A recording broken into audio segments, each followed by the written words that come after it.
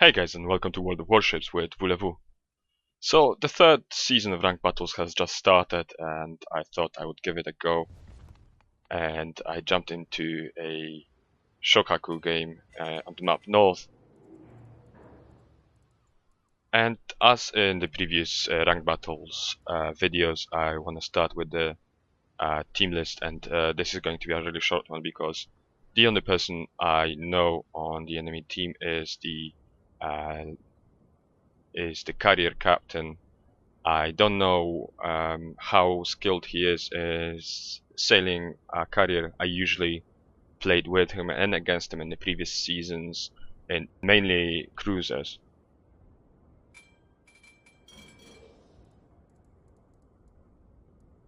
So the game starts, and this is a really weird game because, as you can see, the teams consist of one carrier each, and then the rest of the ships are all battleships. So I figure that the A cap will not be very suitable for battleship gameplay, and I suggest to the team that we should try to catch B first. And it seems that the team is willing to listen, and they will proceed towards the B cap.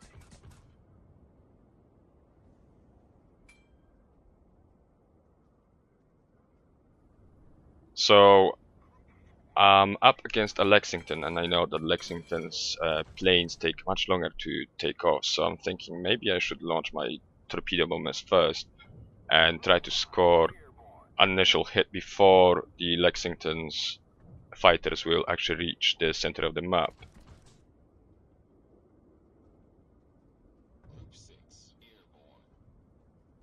So I'm sending my torpedo bombers that way, straight to the south, and the Amagi pops up on the map, and it looks like that might be a good target.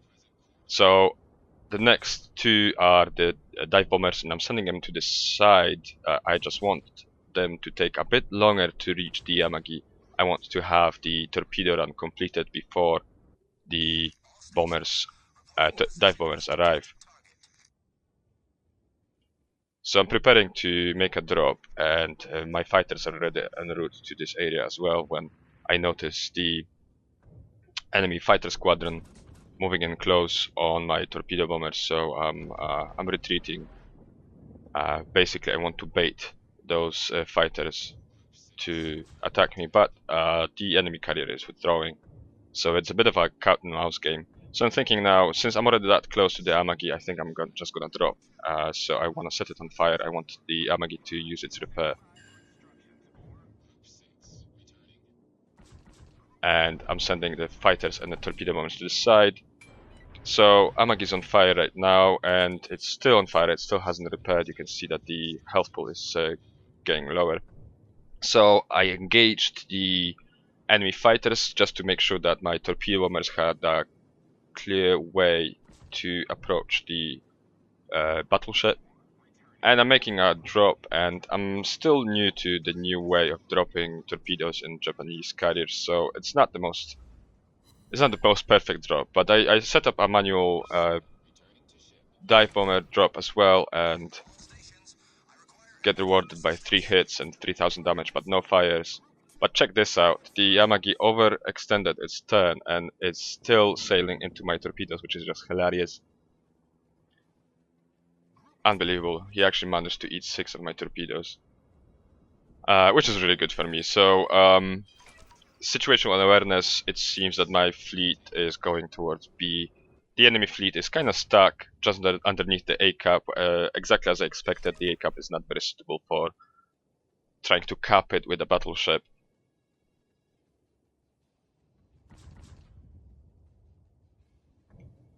So while my airplanes are being recycled, I pick a space on the map that is kind of middle ground between the fleets, and I keep on sending my airplanes that are being recycled so that I'm sure that the moment they are ready to go, they're being given takeoff orders and being sent out to combat. I don't want any delays.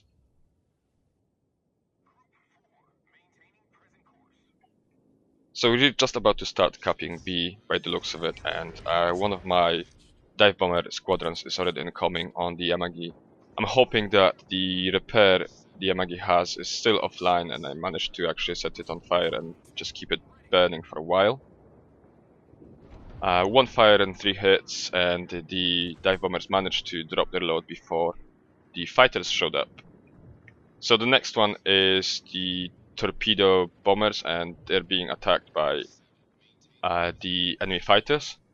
But my fighters engaged the fighters that were engaging my bombers, and now I'm free to make another drop.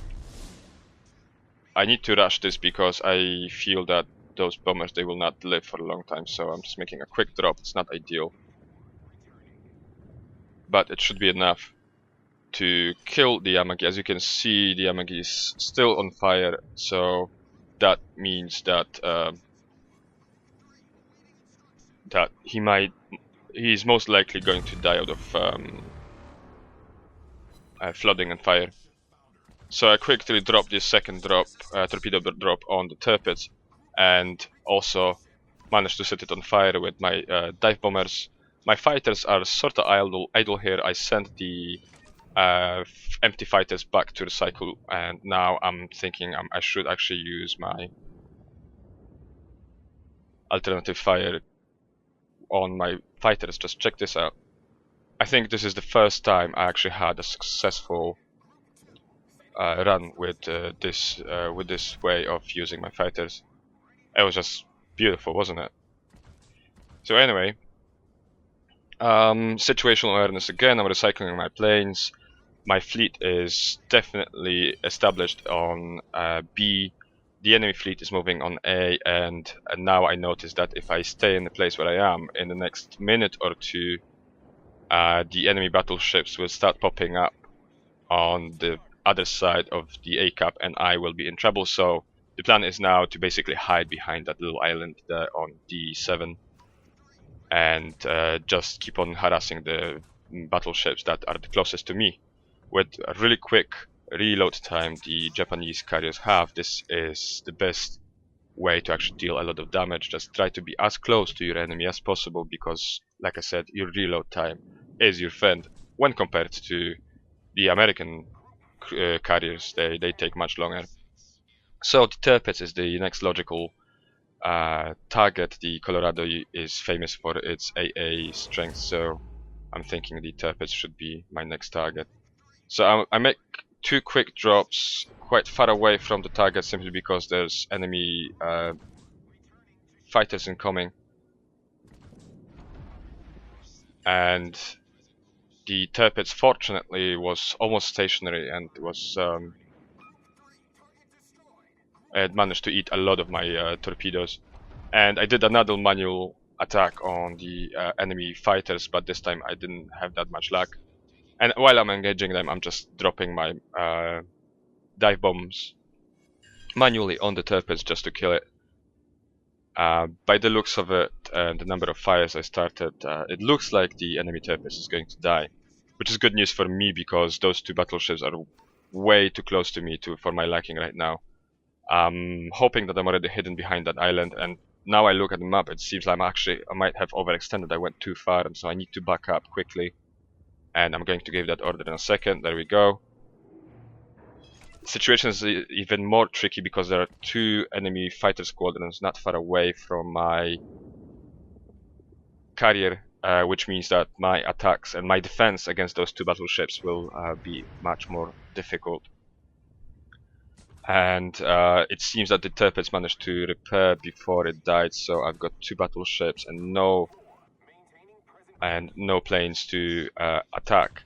Enemy torpedo bombers incoming, and I'm ignoring them on purpose. There is nothing I can do about them. I cannot move because I will expose myself to the enemy battleships. So I just decided to take those torpedoes from the torpedo bombers as they are coming in, and just accept my fate in that way. So I get a pretty massive hit, and I'm flooding, but I also managed to hit the Tirpitz. And again, I'm thinking maybe this is going to be enough to kill the Tirpitz, but again, he repairs. And now I make a mistake. I actually sent my completely ready torpedo bomber squadron back to the carrier instead of attacking, I thought that it was empty. So I'm losing a lot of time here, and I'm really angry with myself because those two battleships are incoming, and I'm in a lot of trouble right now. So I've still got just under 40 seconds before my repair comes back online, and I see those two dive bombers, that dive bomber squadron, circling and trying to attack me. But there's, like I said, again, there's nothing I can do. So I'm just trying to make sure that the Colorado, the only battleship that's left on this side of this island, is on fire and is being given as much damage as possible. Fortunately, a friendly torpedo shows up to the south, so it's being engaged by the Colorado. And two manual dive bomb drops and one torpedo drop, and the Colorado's dead. And now I'm free to repair the fire damage. And fortunately, it seems that the situation is under control. My secondaries are shredding the enemy fighters as I'm recycling the leftovers of my aircraft force. Now what remains is only a cleanup. As you can see, so far I've managed to make 110,000 of damage, and quite a lot of planes shot down, 16 bomb hits, 16 torpedo hits, and 6 fires. So I've only got a leftover of a fighter squadron left, and I see that torpedo squadron not far away. And I'm on so little health right now that I need to recall my fighters and just keep them close to my carrier, because that torpedoes bomber squadron might be able to kill me if I don't watch out. But this way I managed to sneak a torpedo squadron and a dive bomber squadron behind those fighters, and I've got a clear way to engage the torpedoes.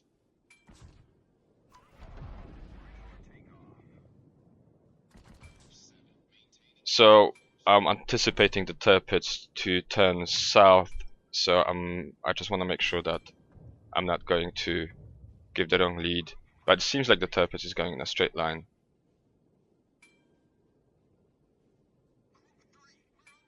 I make a manual drop.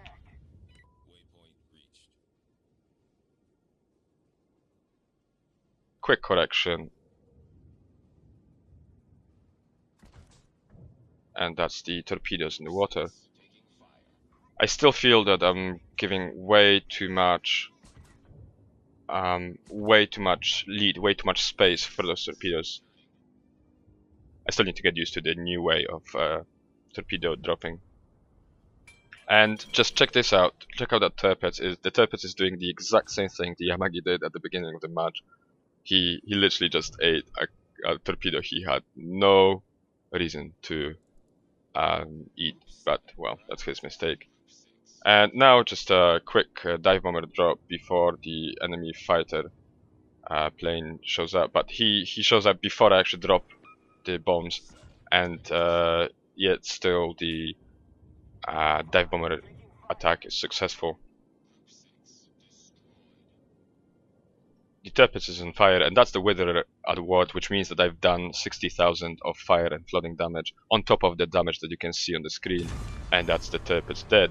Now the only ship that's left on the enemy team is the enemy Lexington. He must be almost out of his planes anyway, and it's just a matter of time, so I'm not really worried about the outcome of this battle anymore. I'm just thinking, how could I get a little bit more experience, and I realized that if I manage to actually get into the A cup while it's being capped, I should get some capping assistance experience points. So that's what I'm doing with my carrier right now. And obviously, as the fighter and torpedo bomber and dive bomber squadrons are being recycled, I'm sending them out towards the Lexington, but I don't really expect to get there in time. That's both the cups, ours now. 960 points. And that's the battle over. Moving on to the battle and result screen. So I'm working my way up towards rank 14, and this game was a truly monstrous game for me. I don't usually get results like that in a career. 18 torpedo hits, 18 dive bomb hits, 36 airplanes shot down, and 7 fires and 4 floodings induced with a high caliber and first blood, and that 5,000 of experience is 2,242 base experience in the first place on my team, and the total damage dealt is coming up to 188,000 and change. It's just a spectacular game, especially that there were only 7 enemies on the opposing side. Obviously, the fact that these were all battleships helped immensely in raking up this kind of monstrous damage, but nonetheless, I'm quite proud of myself. Moving on to the money earned, this game gave me 185,000 of pure profit.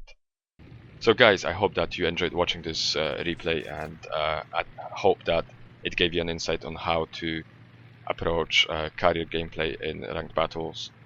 And if you did, please rate the video down below. It helps the channel out immensely. And also think about hitting that subscribe button at the top there if you'd like to see some more of my materials. And for now, thanks for watching, and I hope to catch you in the open seas of the ranked battles.